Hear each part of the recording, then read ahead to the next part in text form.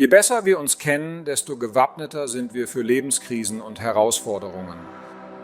Mit tiefer Selbstkenntnis fürchten wir auch den Wandel weniger.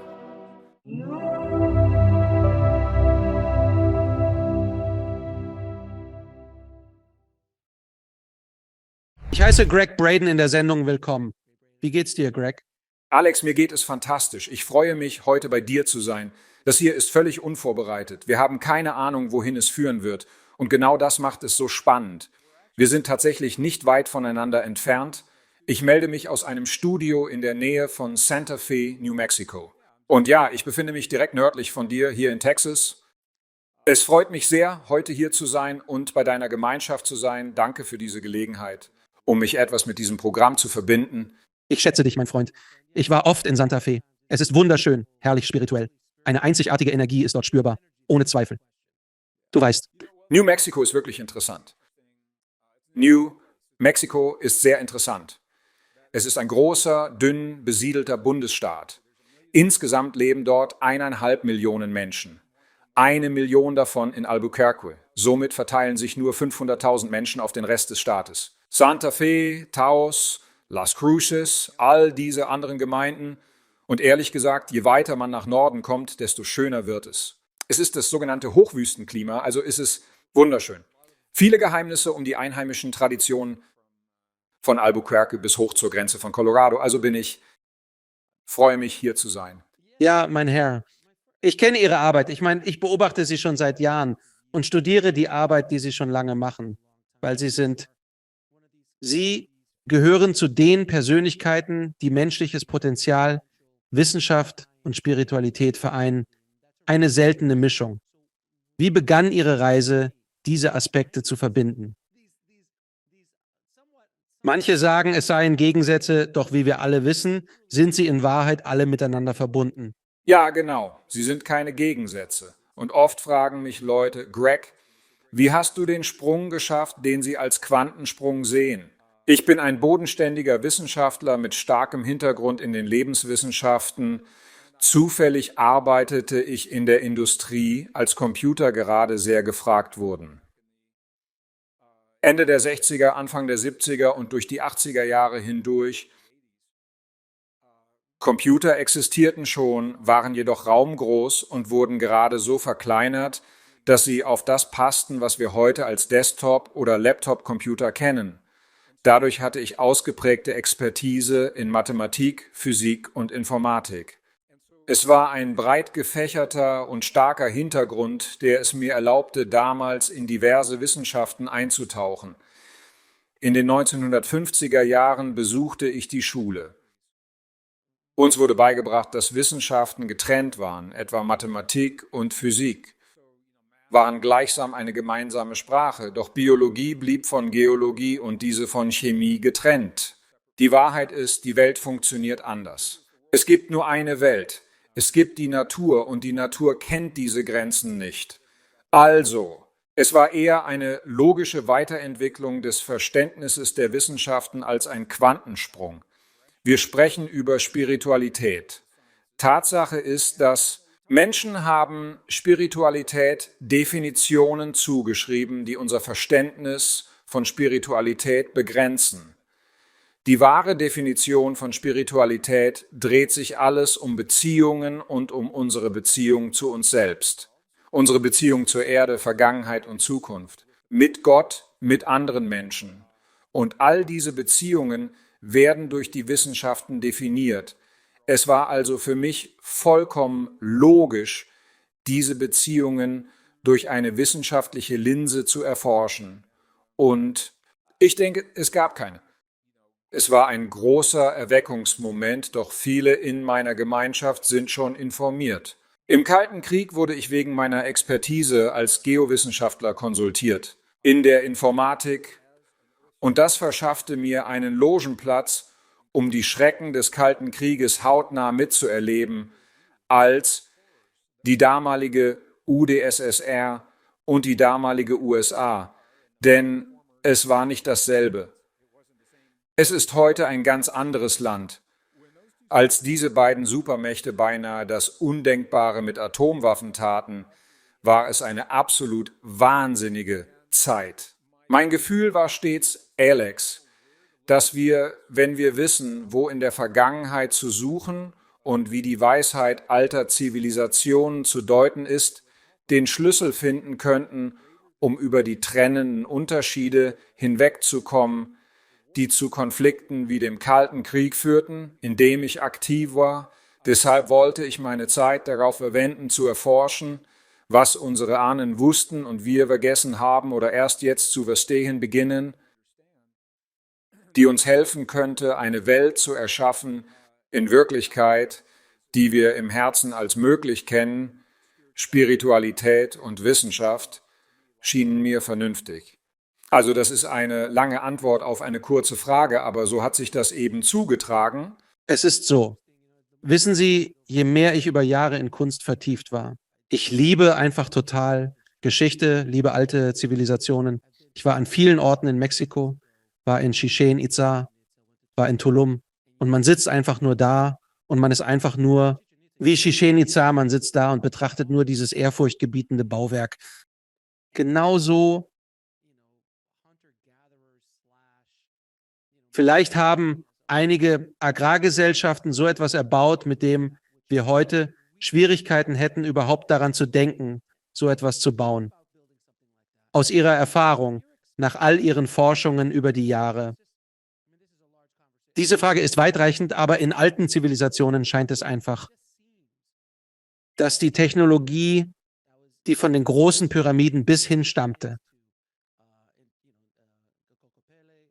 Was ist die neue? Nicht Kokope, die Sie gerade in der Türkei gefunden haben. Göbekli Tepe. Göbekli Tepe. Diese Art von Städten, die jetzt beginnen, die Geschichte neu zu schreiben. Wir sind so, Moment mal, vor 12.000 Jahren oder etwa vor 12.000 Jahren am Ende der letzten Eiszeit. Das macht keinen Sinn. Jäger und Sammler konnten nicht einfach aufwachen und sowas bauen, oder? Sicher nicht. Was denkst du? Sind wir etwa degeneriert und waren einst etwas fortschrittlicher?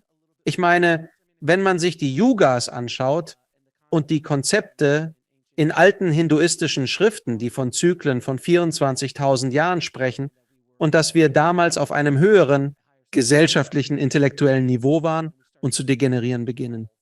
Beim Umschauen scheint es, als wären wir zurückgegangen. Deine Meinung dazu würde mich interessieren. Natürlich, das ist tatsächlich eine große und sehr wichtige Frage.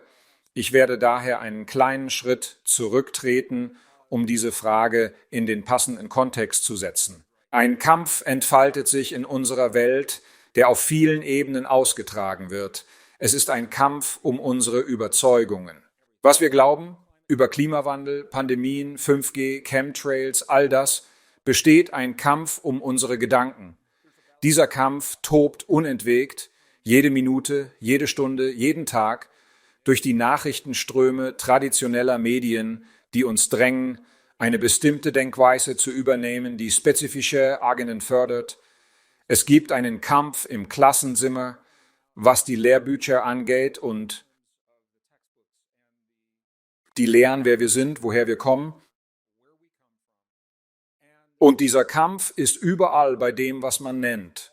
Nun, es ist unsere Geschichte, die Geschichte unserer Vergangenheit. Aber all das, basierend auf meiner Erfahrung und Meinung, ist ein Vorwand für einen tieferen Kampf.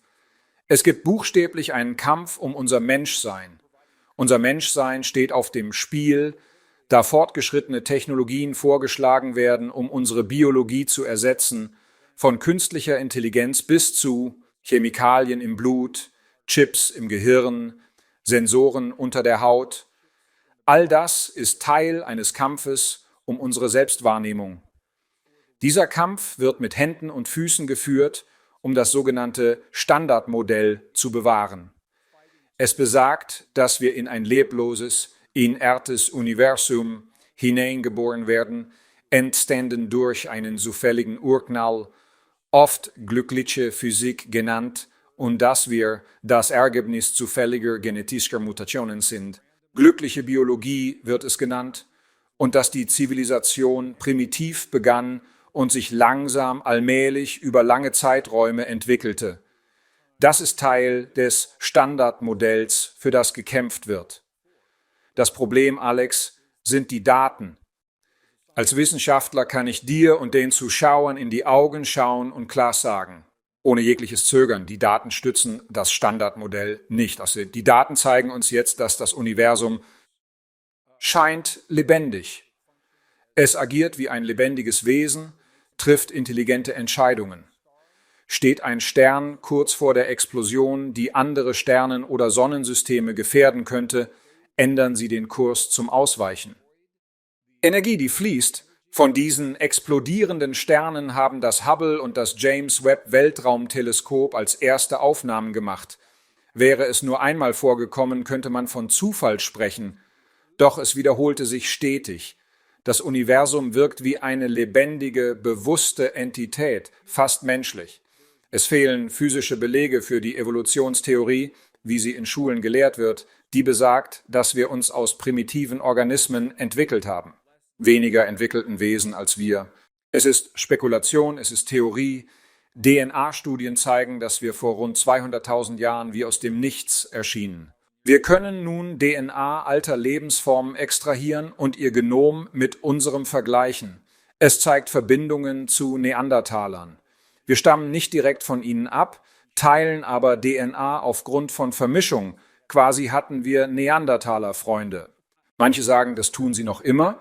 Ich wollte sagen, ich traf einige Leute, viele davon, mein Herr. Ja, ich war kürzlich auf einer Veranstaltung, habe etwas gesagt und die Frau in der ersten Reihe kommentierte. Sie meinte, ich täte es immer noch. Der Mann neben ihr lachte nicht, also nehme ich an, es stimmte wohl. Ich habe es in Echtzeit geschehen sehen. Der Kern der Sache ist, dass die Beweise das Standardmodell nicht stützen.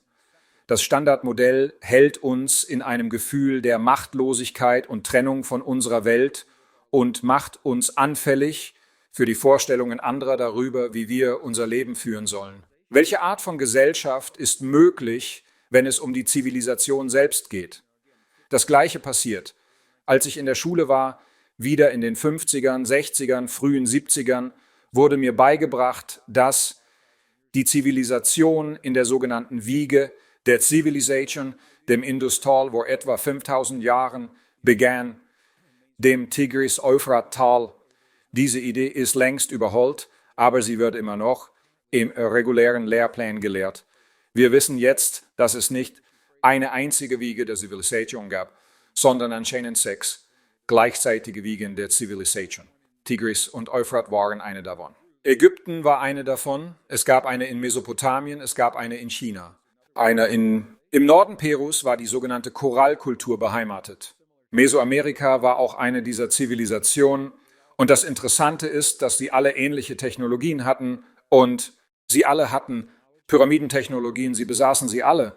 Kosmologien, die uns Geschichten erzählen über unser Sonnensystem und die Milchstraße im 20. Jahrhundert wiederentdeckt, waren schon vor tausenden Jahren bekannt. Sie beherrschten Architektur, Landwirtschaft und Mathematik. Und woher stammte all das her? Wie konnte das alles passieren? Als Wissenschaftler muss ich sagen, dass die Daten und die genetische Manipulation, die nötig war, damit wir zu dem wurden, was wir sind, beeindruckend sind. Das menschliche Chromosom Nummer 2 ist ein gut dokumentiertes Beispiel für eine Fusion. Ein Chromosom, das durch eine Fusion und genetische Manipulation entstanden ist, die natürlich nicht auftreten kann. Es ist verantwortlich für unsere Fähigkeit zu Empathie und Sympathie, die Selbstregulation unserer Biologie. Es ist verantwortlich für ein um 50% größeres Gehirn als das unserer nächsten Primatenverwandten, dank eines spezifischen Chromosoms, Chromosom 7. Ist der Grund für unsere komplexe Sprache und warum nie ein Schimpanse sagen wird, Led Zeppelin, Stairway to Heaven, denn ihr Chromosom 7 zeigt nicht die Mutationen, die unseres aufweist. Bei uns traten alle Veränderungen gleichzeitig auf, sehr schnell, innerhalb derselben kurzen Zeitspanne, nicht langsam über lange Zeiträume. Wissenschaftler wissen, dass solche Ereignisse natürlich nicht passieren. Als Wissenschaftler muss ich folgern, es scheint einen Eingriff in unserer Vergangenheit gegeben zu haben, vor 200.000 Jahren. Und Wissenschaftler sind sich über das Datum einig. Also sind wir vor 200.000 Jahren aufgetaucht, daran gibt es keinen Zweifel. Die Frage ist, woher kommen wir? Da liegt die Kontroverse. Also, die Zivilisationen, die uns gelehrt wurden. Früher, als uns beigebracht wurde, dass die Zivilisation vor 5000 Jahren begann, wissen wir jetzt, dass diese 5000 Jahre nur der jüngste 5000 Jahreszyklus sind und uns wurde nur die Geschichte des jüngsten 5000 Jahreszyklus gelehrt. Und davor gab es einen weiteren und dort sieht man Dinge wie den Golf des Kampfes in Indien. 36 Meter unter Wasser, 9500 Jahre alt, eine Stadt, 4,8 Kilometer lang und 8 Kilometer breit, passend zur Bhagavad Gita, die man für ein Märchen hielt. In Südperu sieht man ähnliche Stätten, Korallen, eingestürzt, als die Zivilisation zu beginnen schien. Diese Korallen fielen vor 5000 Jahren, doch ihre Geschichte reicht 2000 Jahre weiter. Es öffnet sich ein zusätzliches 5000 Jahre Fenster. Nun enthüllt Göbekli Tepe und das schmelzende Eis der Antarktis durch Satellitenbilder komplexe archäologische Strukturen. Unter dem Eis, es ist seit 20.000 Jahren dort. Wer hat vor 20.000 Jahren diese Konstruktionen errichtet? Wir beobachten nun einen dritten Zyklus von 5.000 Jahren. Diese uns wohlbekannten Zyklen dauern 525 Jahre und gelten als große Weltzeitalter, die den mesoamerikanischen Kalender bilden. Viele nennen ihn den Maya-Kalender, der hauptsächlich durch Klimawandel und durch die Position der Erde im Weltraum bezüglich der Sonne vollzieht die Erde einen Tanz. Neigung, Winkel und Taumeln. Diese Bewegungen sind regelmäßig. Milankovitch-Zyklen werden diese in geologischen Begriffen genannt und sie treiben einen Großteil des Wandels an. Also blicken wir jetzt zurück, wir schauen auf Zivilisationen vor der Eiszeit zurück, vor mehr als 20.000 Jahren, bis in die Gegenwart und das Standardmodell wehrt sich dagegen. Als Wissenschaftler kann ich Ihnen sagen, was passiert, wenn eine Entdeckung gemacht wird. Alex, es passt nicht ins traditionelle Modell. Egal, ob es um die menschliche Evolution geht oder um Zivilisationen. Für den Planeten. Wenn die Entdeckung nicht passt, wird sie als Anomalie bezeichnet. Und dann nehmen Sie die Anomalien und legen sie auf einen Haufen hier drüben und sagen, wir kommen später zurück und schauen uns das an. Nun, was jetzt passiert ist, der Haufen von Anomalien ist tatsächlich so groß, dass er die traditionelle Geschichte neu schreibt. Ich habe Freunde in der Wissenschaft. Sie bleiben Freunde bis zu dieser Unterhaltung. Wir sprechen eine Weile nicht. Und dann fragte ich sie, sagte also, warum könnt ihr das nicht euren Schülern beibringen? Warum nicht alles mit unseren jungen Leuten teilen?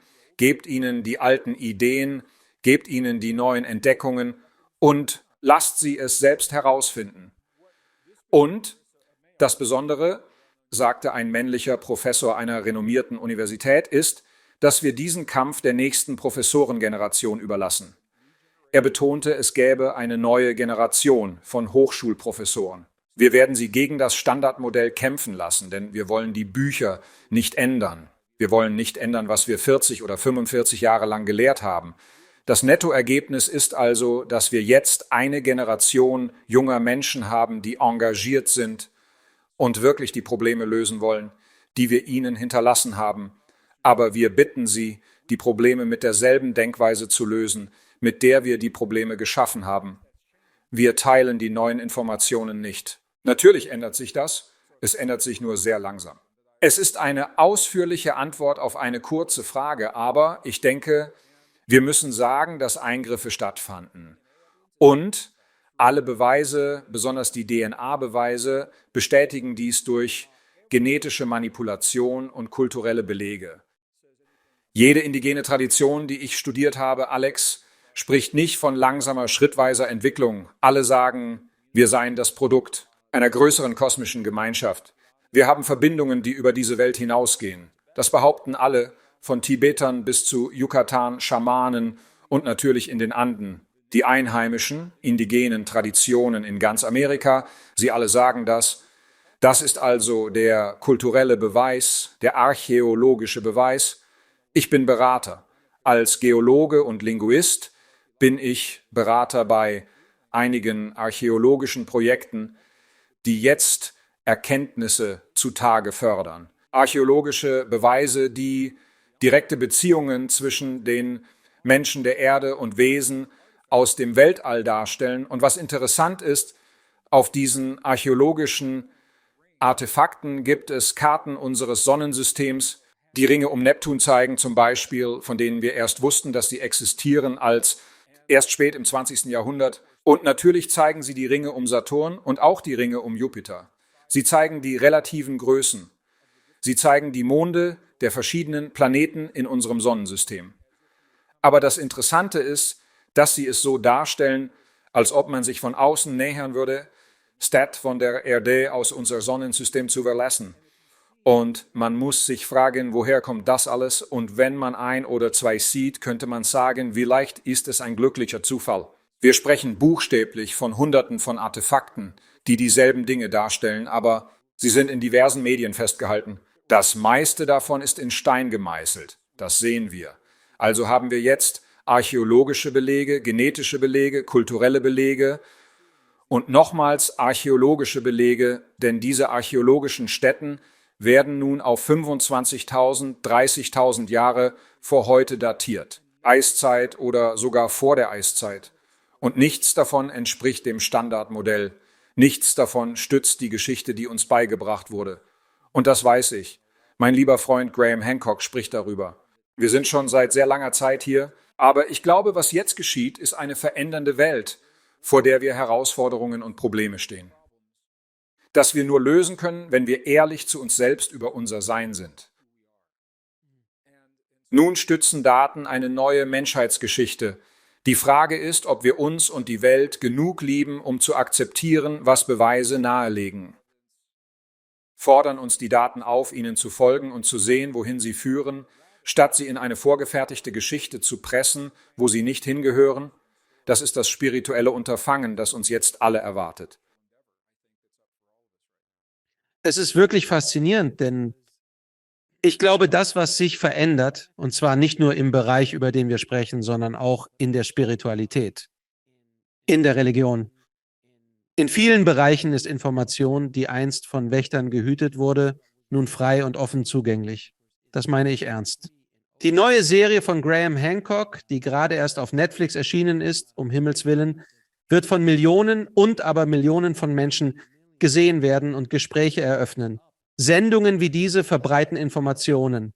Und die jüngere Generation schaut sich solche Sendungen an und liest Bücher wie deines und Grahams und von anderen Führungspersönlichkeiten in diesem Bereich. Und sie stellen einfach die Fragen.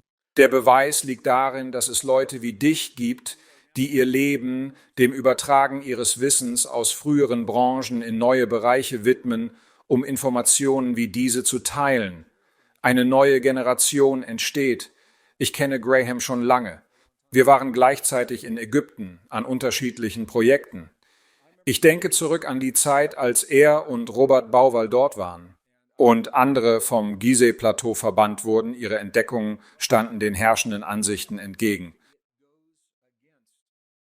Was über die ägyptische Geschichte und die ägyptische Archäologie gelehrt wurde, sie wurden von diesen Städten verbannt und damals war es eine andere Welt. Es war eine andere Welt.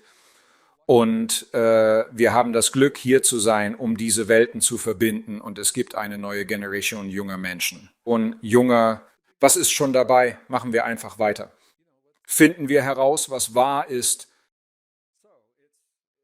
Deswegen ist es gerade eine so aufregende Zeit. Ich möchte nun Ihre Meinung zur Simulationstheorie hören, da Sie sich früher damit befasst haben. Ich bin unsicher über die Neuheit des Konzepts, hatte jedoch bereits Wissenschaftler zu Gast, die darüber sprachen, was die Debatte neu entfacht hat. Können Sie ganz kurz erklären, was die Simulationstheorie ist, aber wirklich kurz? Aber das allgemeine Konzept. Viele Dinge, die in der Quantenphysik als Wissenschaft aufkommen, sorgen für Unmut im Establishment.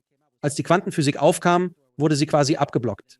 Die Tür wurde geschlossen und nach meinem Verständnis gab es seit 1918 keine bedeutenden Fortschritte in der Quantenphysik. Bitte korrigieren Sie mich, wenn ich falsch liege, aber es scheint, als käme sie dem immer näher, worüber die Alten in spirituellen Texten wie den Veden sprachen. Ich meine, es gibt Konzepte in den Veden, die jetzt plötzlich so akzeptiert werden, als ob man sagen würde, oh ja, Maya, sprich die Simulationstheorie. Ihre Gedanken dazu interessieren mich sehr.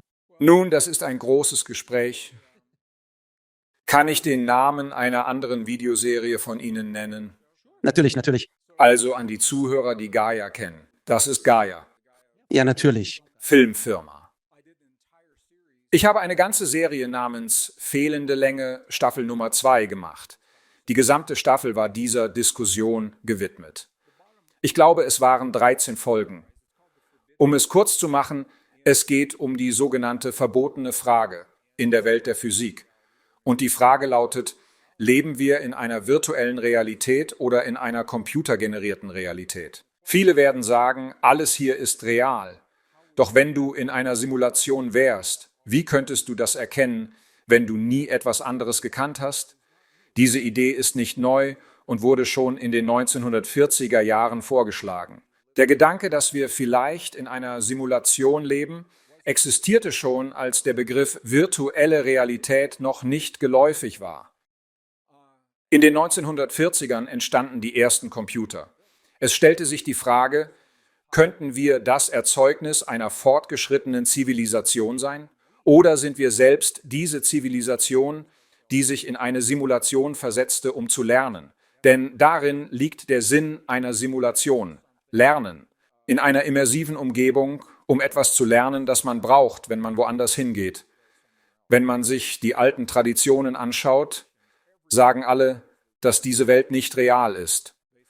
Sie sagen, wir leben einen Traum oder wir leben. Du hast die hinduistischen Traditionen erwähnt. Das nennt sich Maya. Maya ist der Traum. Christliche Traditionen sagen, dass diese Welt ist vergänglich, wir kommen von anderswo, lernen hier etwas und gehen dann wieder. Unser Aufenthalt ist nicht lang, wir ziehen weiter. Sie alle teilen diese Ansicht, doch das ist keine Wissenschaft. Wo die Wissenschaft wirklich fasziniert, ist im Jahr 1991 Nick Bostrom. Ich wusste nicht, dass wir dieses Gespräch führen würden. Also mache ich das alles aus dem Gedächtnis, aus dem Stegreif. Aber es war Nick Bostrom. Er schrieb die erste Doktorarbeit, die untersuchte, ob wir in einer simulierten Realität leben. Heute kann man sogar einen akademischen Grad erwerben, indem man diese Frage erforscht. In seiner Abhandlung entwickelte er einen komplexen Algorithmus, der viele Alltagsvariablen einbezog. Und wenn Sie auf die Uhr sehen, ist noch ausreichend Zeit vorhanden. Das ist ein gutes Gespräch. Bitte schätzen Sie das. Bei der ersten Frage sprach ich außergewöhnlich lange und ließ Ihnen wenig Zeit zum Einhaken. Ich bin bereit, fortzufahren. Ich schätze das sehr. Ja, also ich schätze Sie. Was Bostrom gemacht hat, war, er hat diesen Algorithmus entwickelt, alle diese Variablen aus dem Alltag eingespeist und der Algorithmus meldete zurück, die Chancen sind weit größer, dass wir in einer simulierten Realität leben, als dies nennt man eine Basisrealität. Stephen Hawking erforschte dies, bevor er starb. Er sagte, das ist die große Frage, die wir uns stellen müssen. Leben wir in der Basisrealität oder existiert eine andere? Sind wir vielleicht eine von vielen Simulationen? Wenn man darüber nachdenkt, ergibt das eigentlich viel Sinn, denn in einer Simulation, wer profitiert von der Simulation? Und die Antwort lautet, es sind die Menschen in der Simulation, denn sie sind es, die dabei lernen. Betrachten Sie die Eigenschaften einer Simulation. Ob es ein Flugsimulator ist, der Piloten das Fliegen lehrt, oder ein Andock-Simulator für SpaceX, um an die Raumstation anzudocken, oder ein Simulator zum Installieren von Solarpanelen auf dem Mars. Wissen Sie, wie es geht, bevor Sie ankommen? Jede Simulation beginnt irgendwann und endet auch. Jede Simulation hat Regeln. Wenn Sie diese Regeln befolgen, wird die Simulation für Sie viel einfacher verlaufen. Jede Simulation basiert auf Zyklen. Der Computer wird Zeitzyklen oder Erfahrungszyklen generieren, die in der Simulation wiederholen. Jede Simulation ist faszinierend. Sie ermöglicht den Teilnehmern, über die simulierte Umgebung hinaus zu kommunizieren, falls sie Unterstützung brauchen. Stell dir vor, du bist in einem Flugsimulator, kämpfst mit Seitenwinden und rufst über Funk um Hilfe an jemanden außerhalb deines Simulators. Also wenn du das mit unserem aktuellen Erleben vergleichst, das Universum hatte einen Anfang. Mathematisch können wir vorhersagen, wann es enden wird. Sonnensystem und das Leben, wir erleben Anfänge sowie Enden. Wir haben Regeln, die unsere Vorfahren uns vor langer Zeit hinterließen. Wenn wir diesen folgen, wird das Leben einfacher. Uns wird gesagt, dies sei ein Traum, eine Illusion oder Maya. In Schwierigkeiten fragen wir ungern jemanden, der selbst betroffen ist. Uns wurde beigebracht, dass wir im Bewusstsein fähig sind, über die Simulation hinauszugehen und unser höheres Selbst zu befragen, dass möglicherweise du selbst außerhalb der Simulation bist, dass du kommunizierst oder Gott zu fragen, der Architekt des Simulators sein könnte, oder deine Vorfahren, die verstorben sind, die nun außerhalb der Simulation sind. Und was uns wie ein ganzes 100-jähriges Leben erscheint, könnte sein 10 Minuten in Simulation. Unser gesamtes Leben, unsere Zeitwahrnehmung könnte 10 Minuten sein. Wir könnten das Produkt einer hochentwickelten, technologisch ausgefeilten Zivilisation sein, die sehr alt ist und auf ein Problem gestoßen ist. Und dieses Problem wird vermutlich in der Simulation reflektiert. Es könnte eine Umweltkatastrophe oder Krieg sein. Vielleicht stehen wir kurz davor, uns im Krieg zu zerstören, leben in einer Simulation und fragen uns, ob es einen anderen Weg gibt. Wenn das wahr ist, könnten mehrere Simulationen existieren. Die Physik deutet nun darauf hin, dass die Multiversentheorie, viele Phänomene in unterschiedlichen Sprachen scheinen alle auf dasselbe hinzuweisen. Ich war heute früher in einem Webinar und da war ein Physiker, mit dem ich gesprochen habe, der uns erklärte, wie wir sind. Im Grunde sind wir zu 99,99 und er ging bis auf 6 Dezimalstellen leerer Raum. Es steckt nicht viel in uns hier. Und genau so würde man erwarten, dass ein Computer einen Avatar in einer Simulation erschafft. Also eines der interessanten Dinge, über die Elon Musk spricht, wenn er fest davon überzeugt ist, dass wir in einer simulierten Umgebung leben, ist, dass wir erst seit 60 oder 70 Jahren Computer haben und wir bauen Umgebungen, die vom alltäglichen Leben praktisch nicht zu unterscheiden sind. Man geht zu Disney und sieht das im großen Stil. Man betritt einige dieser Räume, alles ist computergeneriert und sieht verdammt echt aus. Man erkennt den Unterschied nicht. Was könnten wir als Zivilisation erreichen, wenn wir schon seit 5000 Jahren Computer hätten, was in der Simulation nichts ist? Wie realistisch wären dann unsere Simulationen? Und dann betrachtet man die Themen, die sich in unserer heutigen Welt abspielen und das vorherrschende Thema von Gut gegen Böse und die Fähigkeit entdecken, eine Liebequalität in uns, die den Schmerz, das Leid und das Böse, das uns umgibt, übersteigt. Vielleicht ist das Thema, das sich hier zeigt, denn wir treten in eine Welt ein, in der wir diese Dinge wissen müssen. Wir könnten ewig so fortfahren. Aber letztlich zeigt die Wissenschaft jetzt tatsächlich. Ein neues Experiment erfolgte 2014. Das demonstriert, das wird ziemlich verrückt. In den Experimenten existiert ein Objekt nur, wenn es beobachtet wird. Wenn es nicht beobachtet wird, ist es nicht da. Hier ist, warum das wichtig ist. Denn in einem Computer, wenn du ein Computerspiel spielst, diese Computerperspektive kann nicht eine ganze Stadt im Speicher halten, weil das zu viel Speicherplatz beansprucht. Also nur wenn du in diesem Teil der Stadt bist, werden die Wände und Gebäude sichtbar. Und wenn niemand da ist, braucht man das nicht. Was die Experimente zeigen, ist in unserem Physiklabor. Simulationen zeigen, dass Dinge nur existieren, wenn sie beobachtet werden, sonst nicht. Als Teilchen, dann werden sie zu Wellen. Es ist immer noch Energie, aber es ist die Beobachtung, die Interaktion, die die Wellen zu den Teilchen zusammenfallen lässt, die wir Realität nennen. Und genauso funktionieren unsere Computer heute mit Simulationen. Also ist es eine große Frage. Es ist eine große Frage. Nein, es ist faszinierend. Ich meine, ich höre immer mehr davon. All diese Informationen kommen nach und nach heraus, sozusagen tröpfchenweise. Für die breite Öffentlichkeit, nicht nur für Wissenschaftler verständlich zu machen. Die Matrix markierte einen Wendepunkt im Zeitgeist, wo wir uns fragten, leben wir vielleicht in einer Simulation? Es war das erste Mal, dass diese Idee breit diskutiert wurde. Das Thema war die Matrix. Sie suggeriert, dass es eine unsichtbare Welt gibt, die unsere sichtbare Welt beeinflusst. Wir leben in beiden Welten, gleichzeitig. Hollywoods Kampfszenen machen das Konzept zugänglicher. Doch im Kern geht es um mehr. In der Wissenschaft bildet sich eine Philosophie heraus, die besagt, dass Bewusstsein sich selbst formt und erkennt. Durch die Werke, die es erschafft. Also, ich schreibe ein Buch, ein Künstler kreiert ein Gemälde oder eine Skulptur. Hollywood produziert Filme. Woher kommen diese Ideen?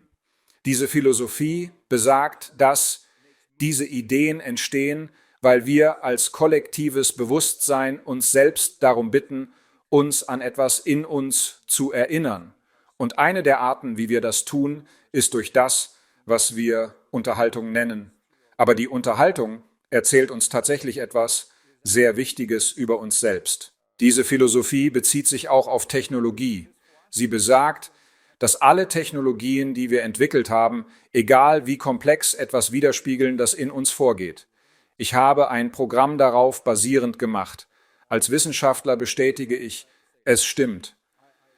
Ich habe noch keine Technologie gesehen, die nicht das imitiert, was in unseren Zellen geschieht. Vom Internetaufbau bis zur Speicherung von Informationen auf Chips, sogar Blockchain, die nun das Vorgehen revolutionieren wird. Finanzen und Geld sind zentral in unserer Welt. Die Blockchain-Technologie ähnelt der Speicherung von Informationen im Genom. Dort existiert ein transparenter, unveränderlicher Datensatz aller genetischen Transaktionen bis zum heutigen Genom. Diese Eigenschaft macht die Blockchain so wertvoll. Sie bietet einen transparenten, unveränderlichen Datensatz aller digitalen Transaktionen. So ist sie vor Manipulation geschützt, anders als manche heutige Systeme. Zentralisierte Finanzsysteme und ähnliche Strukturen halten uns gefangen.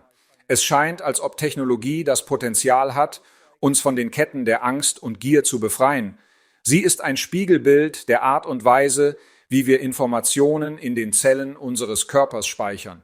Unser Bewusstsein erweitert sich durch das, was es erschafft. Möglicherweise offenbart uns die Simulation unsere Fähigkeit, Realitäten auf Computern zu simulieren. Dadurch könnten wir uns erinnern, dass wir ähnliche Erfahrungen in unserem eigenen Leben machen. Wenn das zutrifft, wie viele Ebenen tief könnten wir dann in dieser Simulation verstrickt sein? Wo ist unsere Basisrealität? Das ist ein anderes Gespräch, das wir führen könnten. Ich musste Sie fragen, denn ich habe gerade von dieser archäologischen Stätte in der Türkei erfahren und das Göbekli Tepe kann es einfach nicht aussprechen. Es ist Göbekli Tepe. Göbekli Tepe revolutioniert das historische Narrativ von alten Zivilisationen. Es wirft den Zeitstrahl all dessen, worüber wir in diesem Gespräch gesprochen haben, einfach über den Haufen. Können Sie allen ein wenig, nur ein wenig, darüber erzählen, was es ist und was dort entdeckt wurde? Ja, es ist wirklich ein wunderbares Beispiel. Meine Lippen sind trocken nach ganztägigen Interviews heute. Ich schätze dich sehr. Ja, ich versinke. Senke meinen Stuhl. Ich muss ihn hier einstellen. Es ist ein perfektes Beispiel, wo die Verbreitung überholter wissenschaftlicher Erzählungen im Klassenzimmer schadete früher dem Wissen. Es ist ein perfektes Beispiel, denn Göbekli Tepe besteht aus einer Reihe von Hügeln, die im Süden der Türkei entdeckt wurden. Sie wurden entdeckt, es war ein amerikanischer Archäologe, der sie damals fand. Er datierte diese Funde und sie stammen aus einer Zeit von über 10.000 Jahren vor heute. Und er hatte gelernt, was wir alle wussten, dass die Zivilisation hat vor 5.000 Jahren begonnen, ein Datum zu haben, das doppelt so alt ist. Er sagte, es gibt ein Problem mit den Maschinen. Er wandte sich von der Entdeckung seines Lebens ab, bis ein deutscher Archäologe zur selben Stätte ging und den Daten Glauben schenkte. Berühmt sagte er, wenn ich nicht sofort gehe, werde ich mein Leben hier verbringen. Und das tat er. Und er starb. Ich glaube, es war 2000. Ich denke, er starb 2017 oder 2018 an der Stätte, also Göbekli Tepe, eine Serie von runden Tempelanlagen, die absichtlich von den damaligen Bewohnern begraben wurden. Sie wurden vor 8.000 Jahren begraben. Wir wissen nicht, warum sie begraben wurden, ob zum Schutz oder um sie zu verbergen. Die Antwort darauf kennen wir nicht. Und nur einige wenige wurden ausgegraben. Also zeigt das erddurchdringende Radar, dass es ungefähr 20 der Tempelstätten gibt. Nur einige wenige wurden ausgegraben. Und ich denke, Aktuell ist hauptsächlich eine öffentlich zugänglich. Es ist eine laufende archäologische Stätte, aber jetzt die Datierung zeigt, dass es vor 8000 Jahren begraben wurde, was bereits sprengt den Zeitrahmen. Aber jetzt gehen sie zurück, über 13.000 Jahre, vor heute. Nun, das ist aus zwei Gründen ein Problem. Erstens, es ist älter als 5000 Jahre, die Wiege der Zivilisation. Aber zweitens, als Geologe ist es faszinierend für mich, weil die letzte Eiszeit endete vor ungefähr 12.000 Jahren. Und dann gab es eine Periode unbeständigen Wetters für etwa 4.000 Jahre. Als das Eis schmolz, gab es große Fluten auf der Erde. Das ist sichtbar. Endete die Eiszeit um 12.000 und datieren wir nun von 13.000 bis 15.000, heißt das, sie wurden entweder in der Eiszeit erbaut, was unwahrscheinlich ist, oder davor, bevor das Eis kam. Und all diese anderen Dinge geschahen, die ihre Bedeckung ermöglichten. Die Wahrheit ist, wir wissen nicht, wer sie erbaut hat. Es gibt scheinbar keine schriftlichen Aufzeichnungen und dieses Muster wiederholt sich. Seit 4 Jahrzehnten führe ich Gruppen in den Süden Perus. Covid war das erste Mal in 40 Jahren, dass wir nicht wenigstens einmal in Gruppe nach Peru reisten. Wir kehren 2023 zurück, Funde in präinkaischen Städten. Wie in Tiahuanaco und Bolivien und sogar in einigen der archäologischen Städten im Heiligen Tal in Cusco. Keine schriftlichen Aufzeichnungen, also sieht man das immer wieder. Corral, Peru. Keine schriftlichen Aufzeichnungen. Oder hatten Sie doch Schriftaufzeichnungen, die wir einfach nicht erkannt haben? Nutzten Sie eine Form der Kommunikation, die wir erst zu verstehen beginnen? Und die Beweise unterstützen das. Und das ist der Anfang eines weiteren Gesprächs. So ist Göbekli Tepe ein greifbares Mysterium, denn man kann nicht leugnen, was die Beweise zeigen.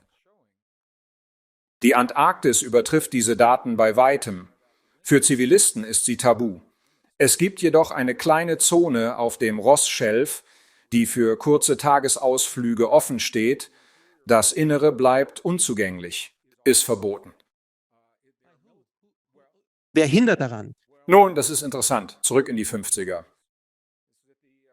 Während der kalten Kriegsjahre. Die Antarktis wurde quasi aufgeteilt. Es hieß, sie sei ein internationaler Kontinent. Niemand besitzt ihn, aber gleichzeitig. Die Großmächte der damaligen Zeit errichteten Militärbasen. China errichtete seine Basis, Amerika seine und Russland ebenfalls seine eigene. Im Inneren des Kontinents, hinter dem Eis, wirkt es wie eine Wüste. Kein Eis ist dort zu finden. Es zählt zu den trockensten Orten mit 0% Luftfeuchtigkeit, einer der trockensten auf der Erde. Ja, als Geologe fasziniert mich das. Ich denke, einige der höchsten Gebirgsketten liegen wohl unter diesem Eis, gerade jetzt. Das Eis ist etwa 3 Kilometer dick und es ist seit ungefähr 20.000 Jahren dort. Jetzt, da die globale Erwärmung das Eis schmelzen lässt, zeigen die Satellitenbilder komplexe Strukturen. Es sind keine kleinen Pfahlhütten. Auf der Jagd Dörfer, ich spreche von großen, komplexen Strukturen, die man für relativ gut erhalten hält. Entweder hat jemand sie im Eis erbaut oder sie existierten bereits vor dem Eintreffen des Eises vor 20.000 Jahren. Sie sind umhüllt von vielen Geheimnissen.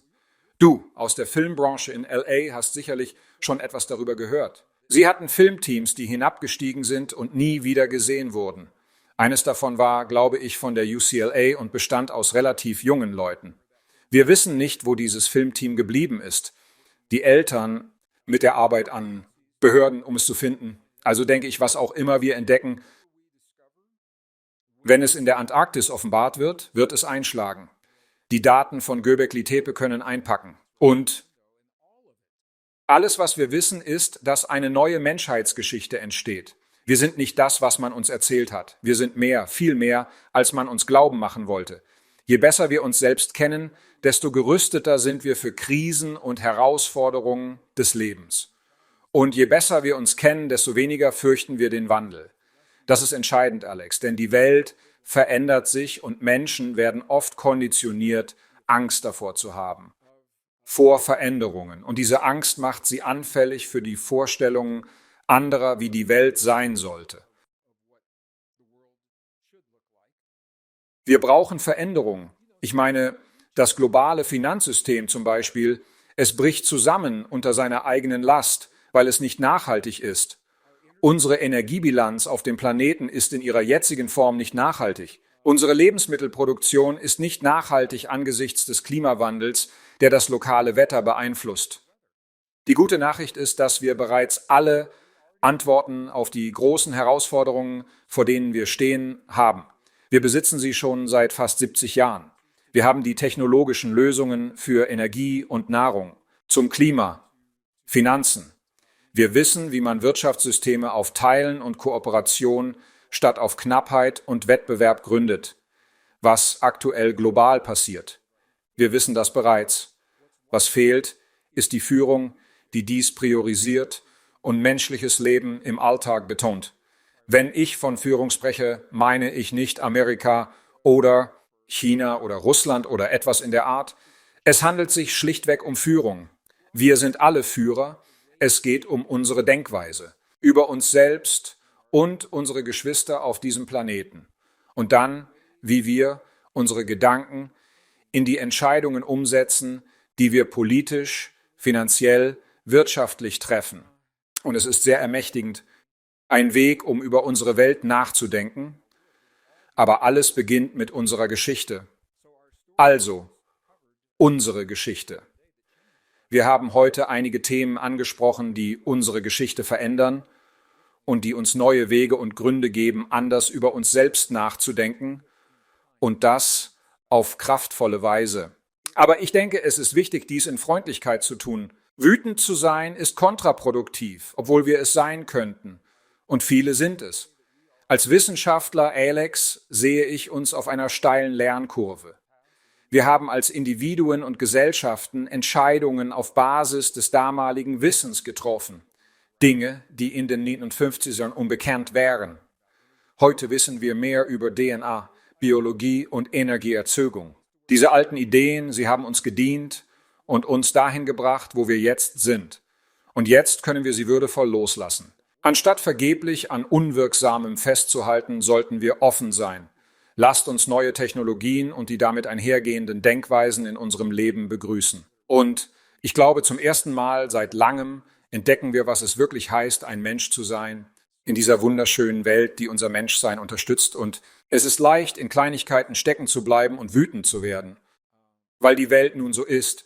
Doch ich glaube, es ist klüger, diese Teile als Stütze für ein großes Puzzle zu betrachten. Blick aufs Ganze und sag ja. Die Welt von gestern verändert sich und die gute Nachricht ist, dass wir neue Lösungen haben. Erfordern von uns ganz anders zu denken über uns selbst und unsere Beziehung zur Welt. Und deshalb sind diese Entdeckungen wichtig. Ich muss Sie um einen letzten Gefallen bitten. Bitte kommen Sie zurück. Ich könnte leicht 5 oder 6 Stunden mit dir plaudern, mein Freund. Mir ist klar, dass du viel um die Ohren und zu tun hast. Dennoch schätze ich es sehr, dass du heute Zeit für uns gefunden hast. Und dass du dich den großen, gewaltigen Fragen gestellt hast, die ich dir gestellt habe. Das bedeutet mir viel. Aber bitte, kehr zurück, mein Freund, denn unser Gespräch war wirklich wunderbar. Vielen Dank. Wir nennen es den Teil von Greg und Alex. Ich weiß. Ich denke, es ist ein wirklich wichtiges Gespräch, das wir führen. Und ich muss als Wissenschaftler anerkennen, dass es eine sehr andere Art des Denkens ist.